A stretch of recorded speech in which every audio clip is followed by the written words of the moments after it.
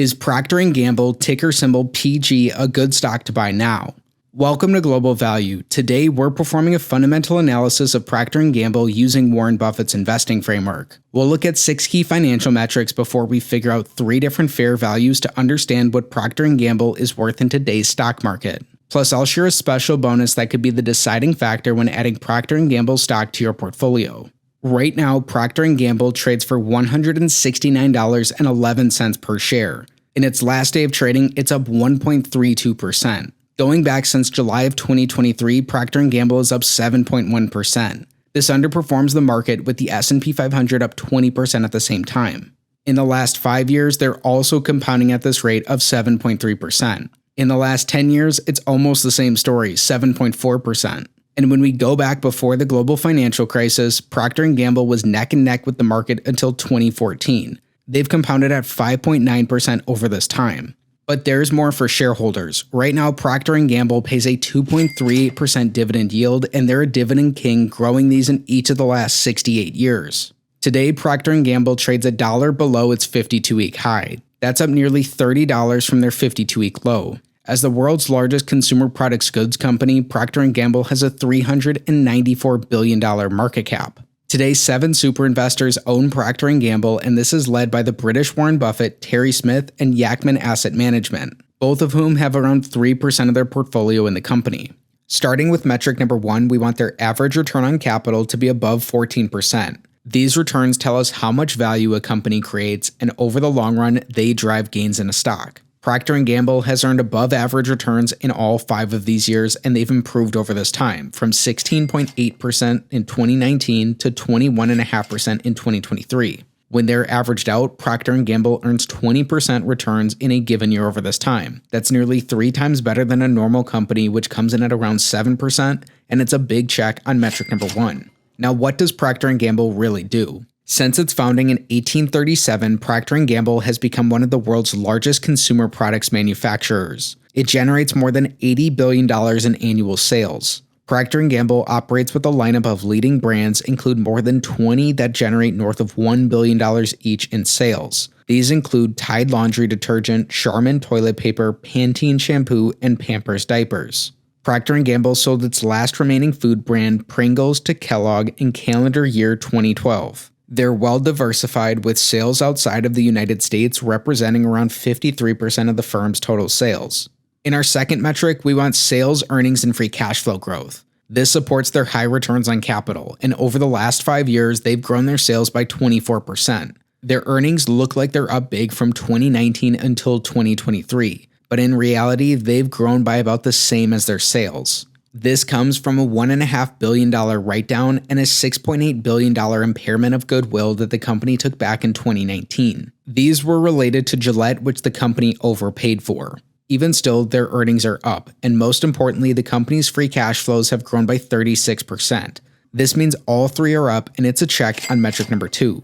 In metric 3, we want earnings per share growth. This looks at Procter & Gamble from the view of an individual shareholder. They've steadily grown their earnings per share throughout this time. Their fiscal 2023 clocked in at $5.90 per share, and they've increased this to $6.12 in their last 12 months. Another check here.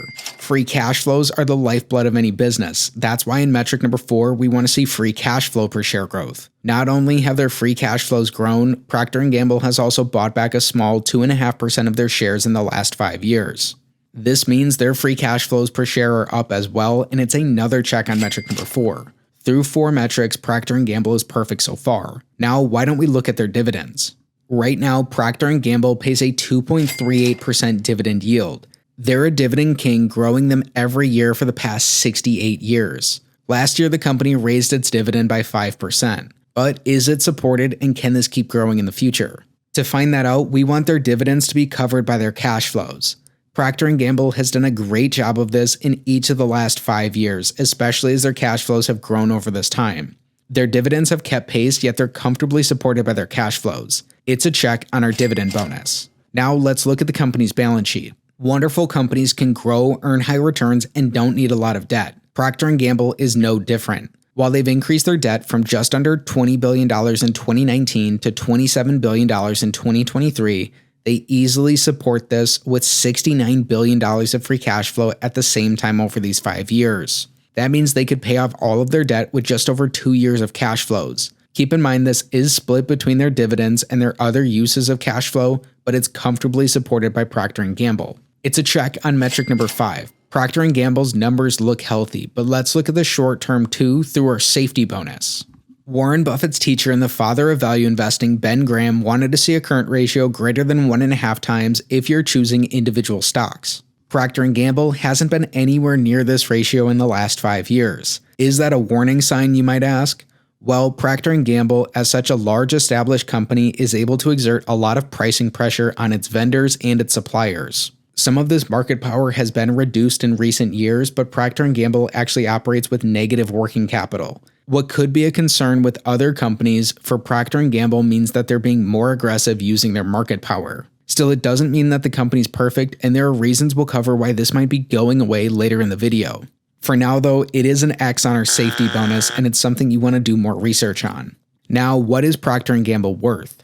Now, the big metric of them all, metric number 6, is also our first valuation. We want the yield from Procter & Gamble's average cash flows divided by their enterprise value to be above 5%. This is in line with the history of the S&P 500, and it would give a risk premium to today's 10-year treasury yield. Right now, Procter & Gamble has a $420 billion enterprise value. That's what we get when we add their market cap and their net debt together. This helps us look at the company more like it's a private business. In an average year over this time, Procter & Gamble brings in around $14 billion.